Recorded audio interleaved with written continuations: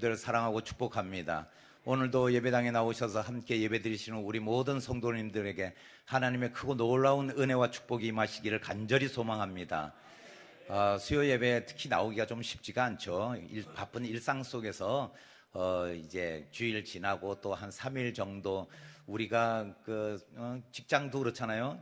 조금 길이 들으려고 하면은 또 교회 나가려고 그러면 또 분주하고 바쁘고 한데, 그래도 하나님을 예배하는 가운데 있다는 것이 얼마나 큰 축복이고 또 은혜인 줄 모릅니다. 예배하시는 우리 모든 성도님들 사랑하고 축복합니다.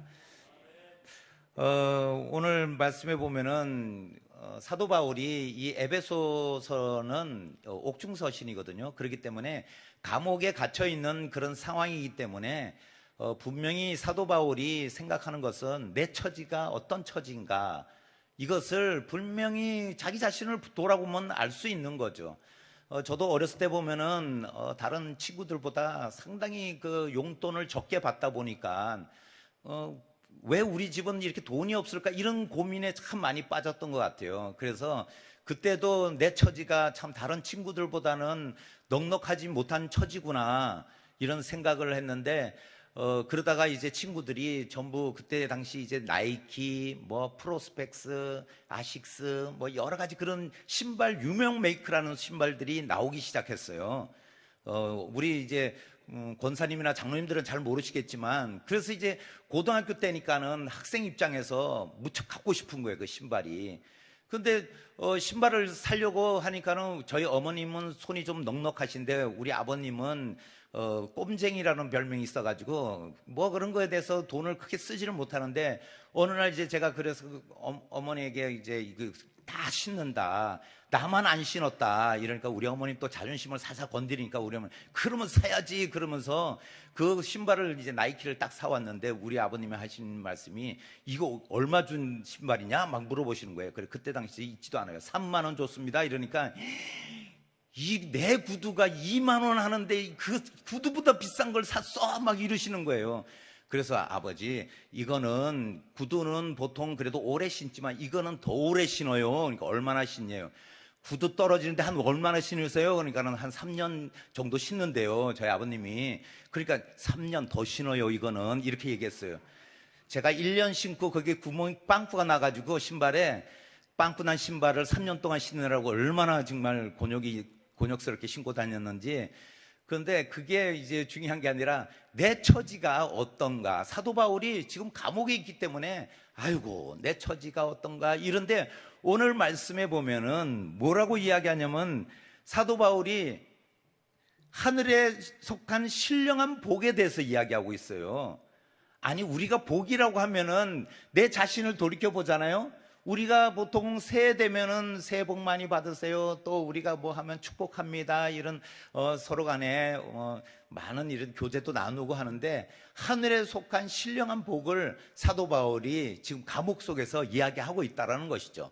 한번 3절 같이 한 말씀 한번 같이 읽어보겠습니다. 시작. 찬송하리로다 하나님 곧 우리 주 예수 그리스도의 아버지께서 그리스도 안에서 하늘에 속한 모든 신령한 복을 우리에게 주시되, 이렇게 말씀하고 있습니다. 지금 사도 바울은 하나님이 나에게 복 주셨다 이렇게 생각할 수 있는 상황이 아니죠. 그런데도 사도 바울이 모든 신령한 복을 우리에게 주셨다 이렇게 고백하고 있습니다. 그런데 오늘 이 말씀에 보면은 3절 말씀에 원문에 보면은 이 원문에 N이라는 전치사를 3번씩이나 쓰고 있어요. 그런데 이 N이라는 전치사는 우리가 영어의 in이라는 그런 의미인데, 무슨 안에 뭐 이런 속한 것, 이런 의미가 있죠. 그런데 오늘 본문에서는 뭐뭐 때문에, 뭐뭐에 있어서, 뭐뭐스로 이런 의미를 담고 있는데, 이 말씀에 보면은 우리가 그 의미를 다음에 사용한 것을 왜 그렇게 사용했을까?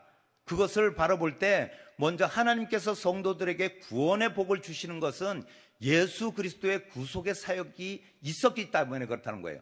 그게 예수 그리스도의 안에, 이런 의미로 엔 크리스토 이런 단어를, 이 문장을 쓰고 있어요. 그래서 그 엔을 쓰는데, 여기서 뭐냐면 예수 그리스도 안에 있으면은 그 신령한 복을 우리가 받을 수 있다라는 거예요. 예수 밖에 있으면 이런 복이 있는 것이 아니라 내 처지는 감옥에 있지만 그러나 나는 예수 그리스도 안에 있는 사도이므로 나는 이런 신령한 복을 받은 사람이다 하면서 고백할 수 있다라는 거예요. 우리도 그런 처지에 있을 때 우리는 우리 자신을 돌이켜보면서 왜 내 처지는 이렇지? 왜 나는 저 사람보다 이런 복을 못 받았지? 왜 많은 것을 가지지 못했지? 이런 것이 아니라 나는 누구 안에 있는가? 내가 누구에게 속해 있는가? 이것을 알라고 이야기하는 거예요. 사도 바울이 그렇게 말씀하고 있는 거예요. 두 번째는 무엇이냐면은 엔토이스 에프라니 오이스 이런 단어를 쓰면서 축복은 하늘에 속해 있다라는 거예요. 이 축복이 하늘에 속해 있다라는 것이죠. 그러면서 이 단어를 쓰는데 하늘이라는 의미는 사도 바울이 말하고자 하는 것은 그냥 하늘나라라는 그런 영역이나 그 장소의 의미가 아니라 예수님께서 십자가에 죽으시고 우리를 위해서 그 대속의 은혜를 그 사명을 완수하시고 승천하신 그곳에 계신 예수 그리스도가 계신 그곳, 그것이 바로 지금 그 하늘이라는 의미를 사용하고 있다는 거예요. 사도 바울이 이 의미는 뭐냐면 우리도 그곳에 이미 속해져 있다는 거예요. 우리가 천국 백성이 될 수 있다는 거예요. 그냥 하늘나라 가고 뭐 어디 구천으로 가고 죽으면 가는 곳이 아니라 우리는 어디에 속해 있는 시민권인가, 시민권자인가, 그것을 이야기하는 거죠. 하늘에 속해 있다, 그런 의미를 담고 있습니다. 그리고 그러면서 이제 이 복이 하늘과 연결되어 있다는 것을 사도 바울이 강조하고 있는 것이죠. 또 한 가지는 하나님께서 택하신 사람에게 신령한 복을 주신다는 의미를 담고 있는데 엔 푸뉴마티케 이 단어를 쓰고 있어요. 여기 푸뉴마라는 이 단어에는 이게 신령한 이런 뭐 영적인 이런 단어이지만은 여기서 사도 바울이 사용한 것은 성령님을 가리키고 있다는 것이죠. 성령님을 가리키면서 우리가 결국은 성령의 사람이라는 거예요. 성령에 속하고 우리가 그 성령님을 모시고 살아가는 성도라는 것을 말씀하고 있는 것이죠. 예수 그리스도로 말미암아 달라진 복의 개념을 알라는 거예요. 사도 바울이 세상의 복을 몰라서 그렇지 않아요. 사도 바울이 그렇다고 해서 성경에 이 세상의 복을 멀리하라, 아니면 하나님은 이 세상의 복과 멋진 분이기 때문에 우리에게 속한 것이 아니다, 이렇게 말씀하고 있는 것이 아닙니다. 하늘에 속한 신령한 복, 그것은 우리 세상 사람들이 생각하는 그 복과는 차원이 다른 그런 복이 있고 그 복의 개념을 알라고 말씀하는 거예요. 내 처지가 지금 어떤 처지냐, 이것이 중요한 것이 아니라 신령한 복을 가지고 있느냐 아니냐, 그것을 바라보라는 거죠. 그래서 하나님께서 예수님을 통해서 우리에게 주시는 복은 신령한 복이라는 것입니다. 그런데 사도 바울이 여기서 이 하늘에 속한 복을 이야기하면서 이 하늘에 그냥 속한 복 아니면은 신령한 복 똑같은 의미거든요. 그런데 왜 이것을 중복해서 사용했는가, 이것을 이야기하면서 하늘에 속한 복과 신령한 복, 이것을 이야기하면서 뭐냐면 이 편지가 어디로 가고 있는가, 소아시아에 그리고 에베소 교회에다가 이 편지가 전해지고 있어요. 근데 그들이 초신자고 예수님을 모르는 사람들이 아니에요. 그들이 다 알고 있다라는 거예요. 저는 우리 처지를 생각하면서 내가 그래도 은혜 받았다고 생각하고, 그리고 또한 하나님의 은혜를 구하는 모습에서 그래도 우리가 초신자보다는 조금 신앙의 연륜이 있으신 분들이 어떤 처지에 놓여 있더라도 그 처지에 대해서 극복하고 하나님이 주시고 하나님의 뜻을 구하고 하나님께서 왜 나에게 이런 어려운 상황 가운데로 몰고 가시는가 하는 것을 다르다는 거예요.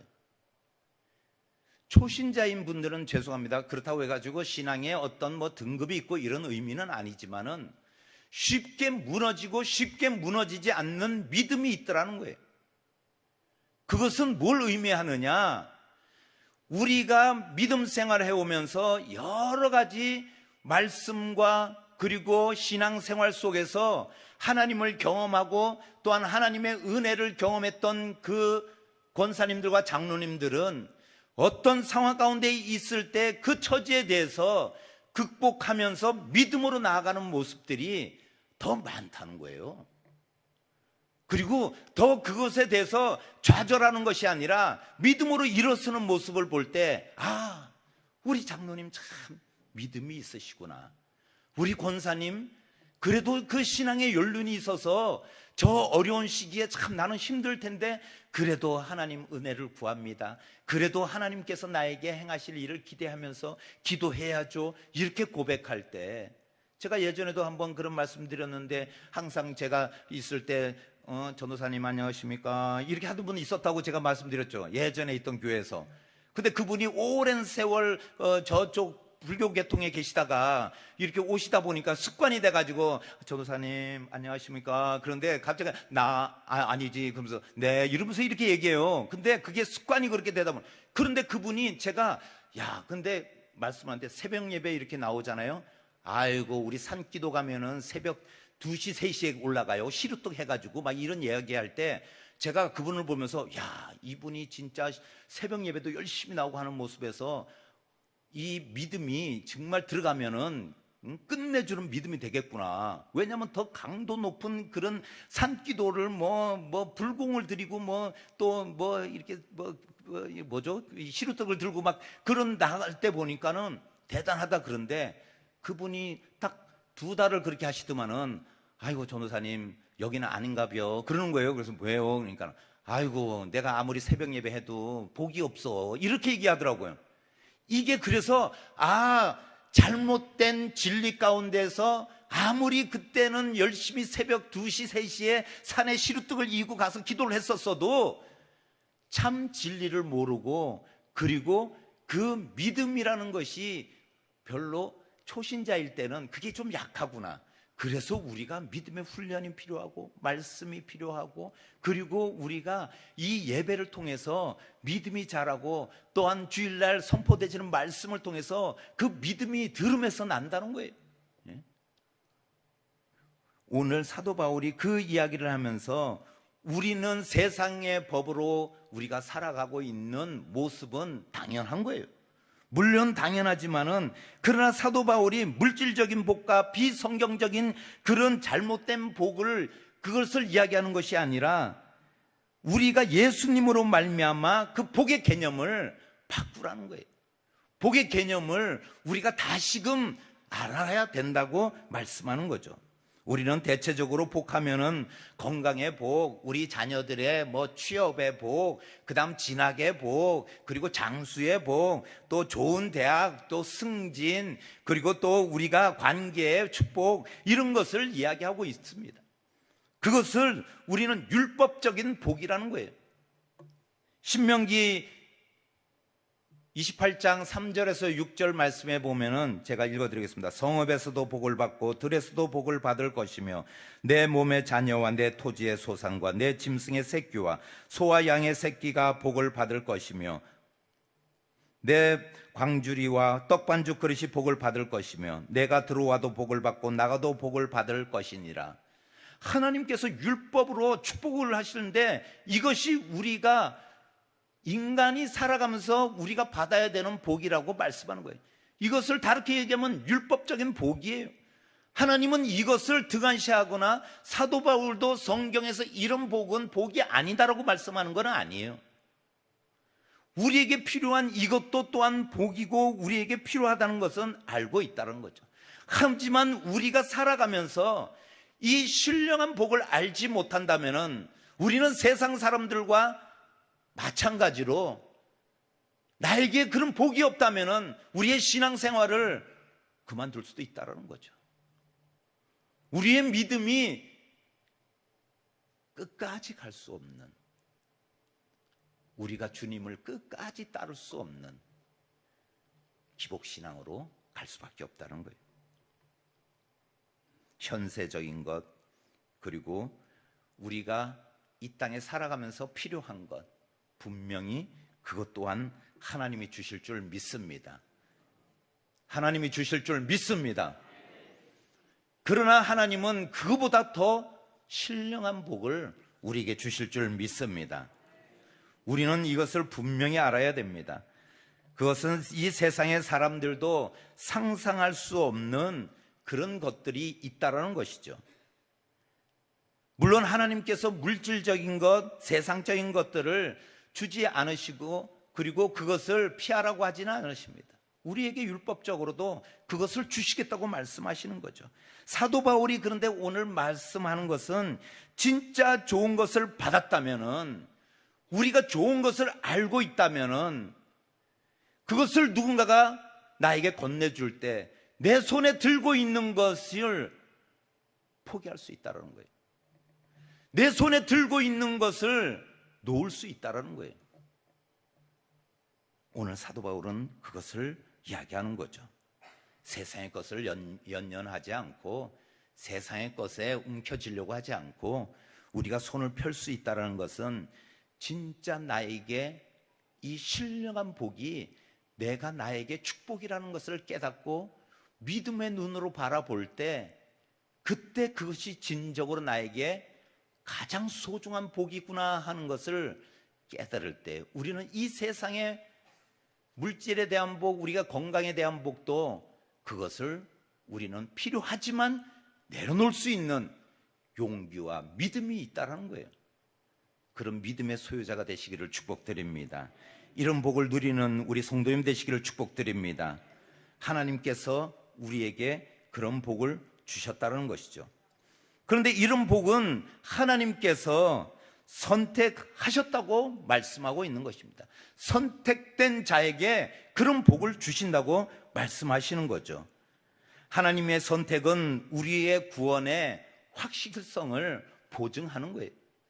우리가 구원받았다고 우리가 확신을 갖는다는 것은 무엇이냐면 하나님이 나를 선택했다는 것을 우리가 기억하는 것입니다.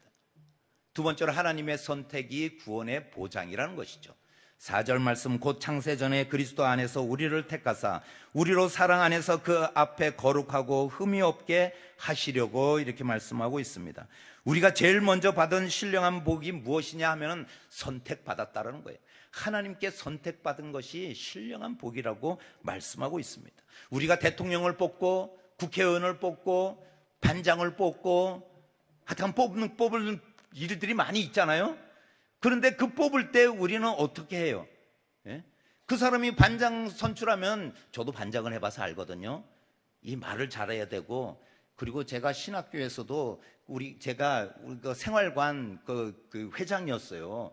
그래서 제가 밥 줘 하면은 밥을 먹게 되고, 기숙사에서 제가 잠을 자 하면은 자는 거고, 그리고 외부에서 들어와 가지고 잠을 못 자 하면 못 자는 거예요.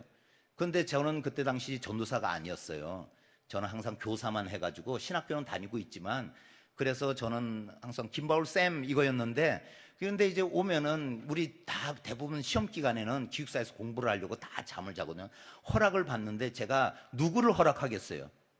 예? 누구에게 허락하고 그 사람을 잠을 잘 수 있는 사람을 그 잠을 자라고 허락하겠어요? 예. 뭔가 나에게 좀 좋은 거 갖다 주거나 아니면 내가 좀 좋아하는 후배들이나 이런 분들.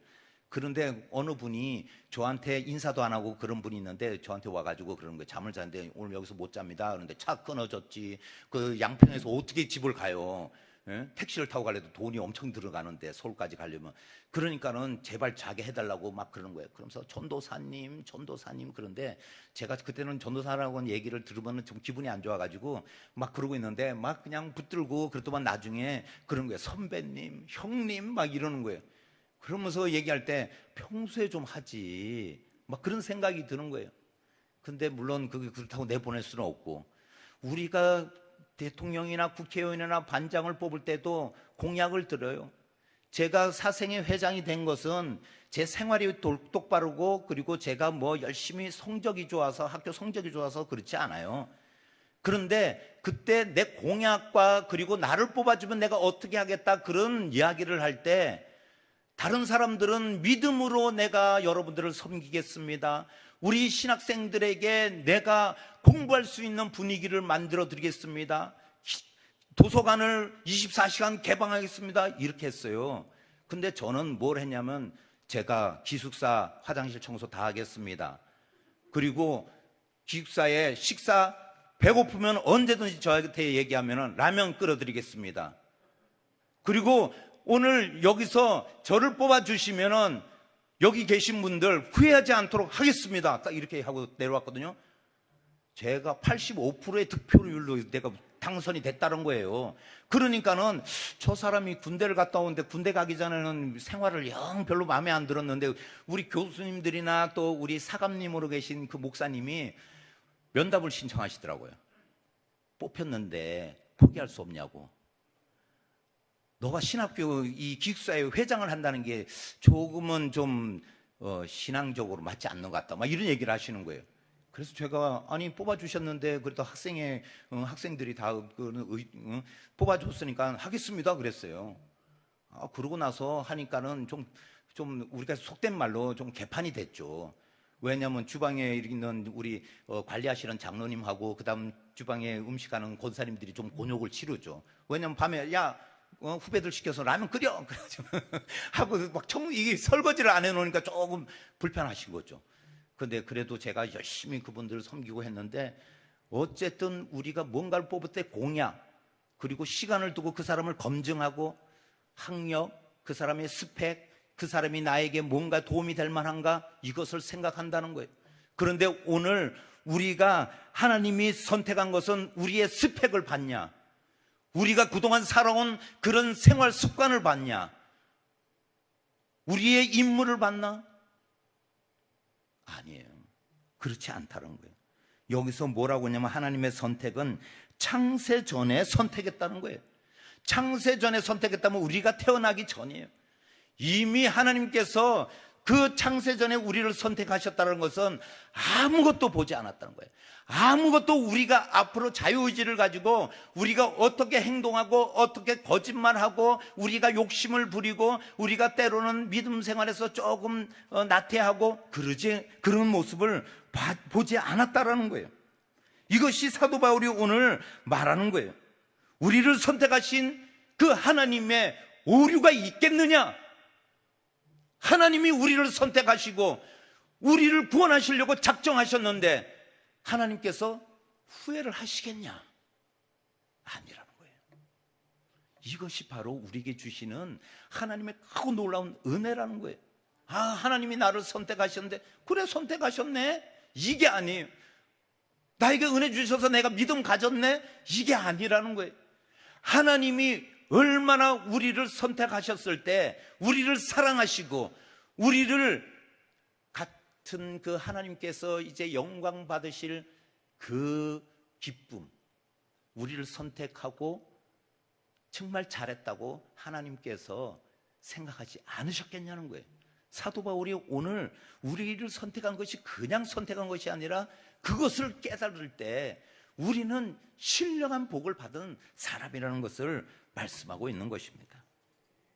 우리가 앉아있는 이 자리가 선택된 자리라는 거예요.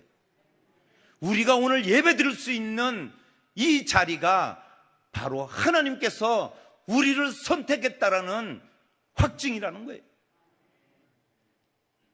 하나님께서 우리를 선택하셨다면 우리를 그냥 내버려 두시겠냐는 거예요.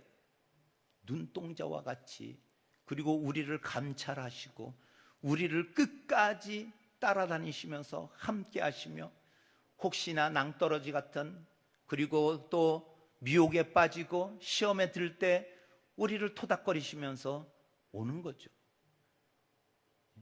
돌이키라고, 다시 돌아오라고. 이것이 하나님의 선택이라는 거예요. 이것이 하나님께서 예수 그리스도를 통해서 우리에게 주신 신령한 복의 진면목이다, 그렇게 보는 거예요. 우리 애들 성도님들은 이런 구원의 영원한 확신을 가지시고 겸손한 가운데 선택받은 사실을 믿으시며 끝까지 승리하시는 우리 모든 성도님 되시기를 축복드립니다. 마지막으로 하나님의 자녀됨의 영광이라고 말씀하고 있습니다. 5절 말씀, 그 기쁘신 뜻대로 우리를 예정하사 예수 그리스도로 말미암아 자기의 아들들이 되게 하셨으니, 아들들이 되게 하셨다는 거예요. 우리에게 자녀가 되게 하셨다는 거죠. 사도 바울이 그러면서 이 5절 말씀을 통해서 대단히 중요한 사실을 언급하고 있어요. 그것은 오늘 우리가 읽은 본문의 결론적인 부분이지만은 요 뒤에 가면 예수 그리스도로 말미암아 우리가 하나님의 자녀들이 되었다라는 것이 바로 신령한 복이다, 이 이야기를 하고 있습니다. 그러면서 6절 말씀에 보면은 이는 그가 사랑하시는 자 안에서 우리에게 거저 주시는 바 그의 은혜의 영광을 찬송하게 하려는 것이라. 그래서 호산나 성가대 대원이 아무나 되는 게 아니에요. 예? 찬송하게 하시려고 선택했다니까요. 아무리 이광수 장로님이 무섭게 하더라도 우리가 참을 수 있는 것은 무엇이냐면, 이 찬양을 누가 받냐? 하나님이 받으시기 때문에 우리는, 죄송합니다, 이광수 장로님이 틀렸다고 뭔가 태박을 주고 야단을 치더라도 우리가 참을 수 있는 것은 하나님이 이 찬양을 받으시며, 내가 박자 틀려, 음정 틀려, 내가 주의를 못 봐, 그리고 콩나물 대가리를 못 본다 할지라도 하나님은 우리의 입술의 찬양을 기뻐 받으신다는 거예요. 그래서 은혜의 영광이라고 말씀하시면서 이것이야말로 우리가 껑충껑충 뛰면서 기뻐하며 하나님을 찬양하지 않고는 견딜 수 없는 우리 안에 그런 복이 있다라는 거예요. 이것이 신령한 복이라는 거예요. 그런 복이 있는 자들은 하나님을 찬양할 때, 우리 보면은 신나는 찬양하면 박수 치게 되고, 엉덩이를 들썩들썩하고, 허리가 아파서 우리 권사님들 엉덩이 1mm도 못 뛰어요. 그때 찬양을 들을 때는 10cm, 20cm 그냥 덜썩덜썩하는 모습 보면은 얼마나 그 찬양에 대해서 기쁨으로 찬양하고, 그리고 얼마나 박수 치면서 관절이 아파요. 박수 칠 때마다 손가락 마디마디가 울리고, 들썩들썩 할 때마다 허리, 무릎 관절이 아프지만은 찬양 들을 때는 내가 견딜 수가 없어. 내가 그냥 하나님을 영화롭게 하고 하나님을 기쁘시게 하며, 내가 찬양하지 않으면은 내가 그냥 하나님의 그 신령한 복으로 인해서 내가 가만히 있지를 못하겠는 거예요. 다윗이 법궤를 가지고 올 때, 찾아올 때 그냥 덩실덩실 춤을 추듯이 그런 기쁨이 있다는 거예요. 바울이 왜 이런 말을 하는 줄 아세요? 그것은 바로 우리가 하나님 아들, 하나님의 자녀,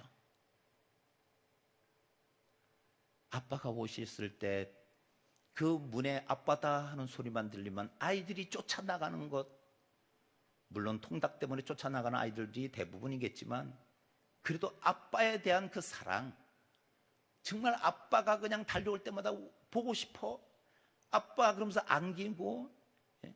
예전에 저도 우리 둘 딸이 와가지고 이쪽에 참 저 연약한 재를 그냥 둘이 매달리는데 그래도 힘써서 그냥 그 두 딸을 안고 이렇게 들어오잖아요.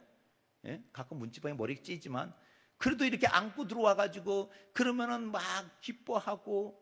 이것이 바로 사도 바울이 오늘 하나님의 아들의 영광이라고 이야기하는 거예요. 우리가 자녀 되었기 때문에 그 영광이 있다는 거죠. 세상이 주는 것만 볼 수 있는 사람들은 우리는 다 그것은 볼 수 있어요. 그러나 세상이 줄 수 없는 것, 그리고 남들이 보지 못하는 그 신령한 복을 우리는 바라볼 수 있는 성도라는 거예요. 너희들은 지금 사도 바울이 그 소아시아와 에베소 교회에 너희들은 그 신령한 복을 볼 수 있지 않냐, 그 말씀을 하는 거죠. 그럼 7절 말씀에 보면, 요한복음 1장 14절 말씀에 보면은 말씀이 육신이 되어 우리 가운데 거하시며 우리가 그의 영광을 보니 아버지의 독생자의 영광이요 은혜와 진리가 충만하더라. 아버지 독생자의 영광이라고 말씀하고 있습니다. 그러면서 여기에 보면은 충만하더라.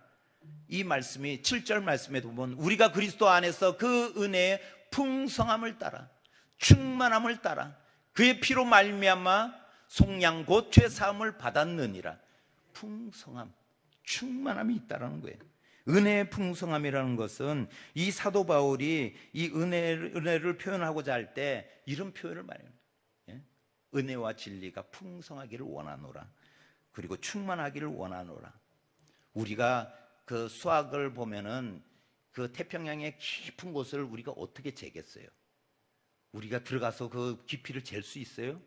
그러나 이 수학이 발달하면서 이 수학으로 인해서 태평양의 깊은 곳까지 잴 수가 있는 거예요.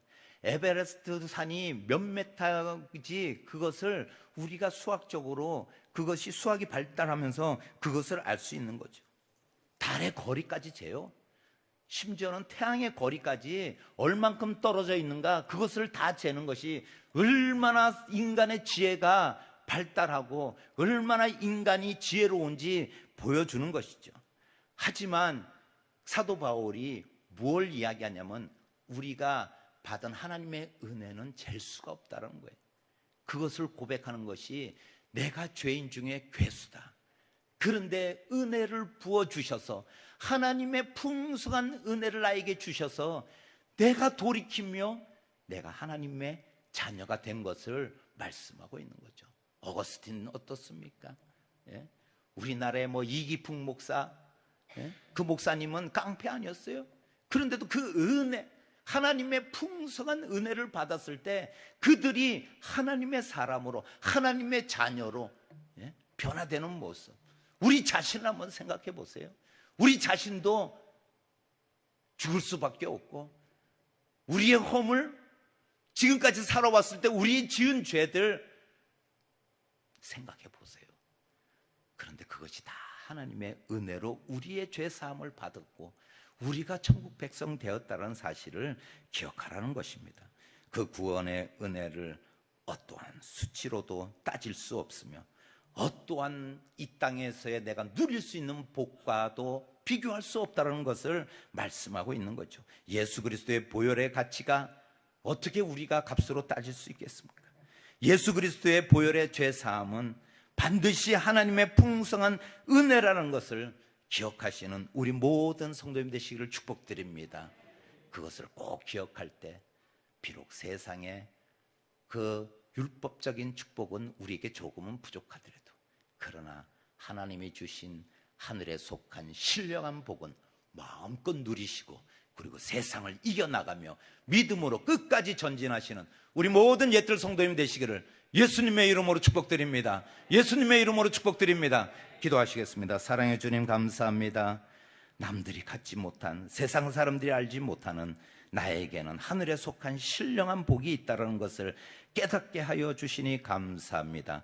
우리가 이 신령한 복을 늘 간직하며 그리고 이 신령한 복으로 인하여 하나님과 하나 되며 하나님의 자녀됨을 감사하며 나아갈 수 있도록 인도하여 주시옵소서. 많고 많은 사람 중에 저를 선택하신 하나님 감사합니다. 많은 사람들 중에 나를 천국 백성 삼아 주시고 하나님의 자녀 삼아 주신 것을 늘 잊지 않게 하여 주시옵소서. 나는 신령한 복을 받은 사람이라는 것을 기억하며 늘 하나님이 주신 은혜를 마음껏 누리며 그 은혜 가운데 우리가 살아가는 우리 모든 성도님들 되게 하여 주시옵소서. 감사드리오며 예수님의 이름으로 기도하옵나이다. 아멘.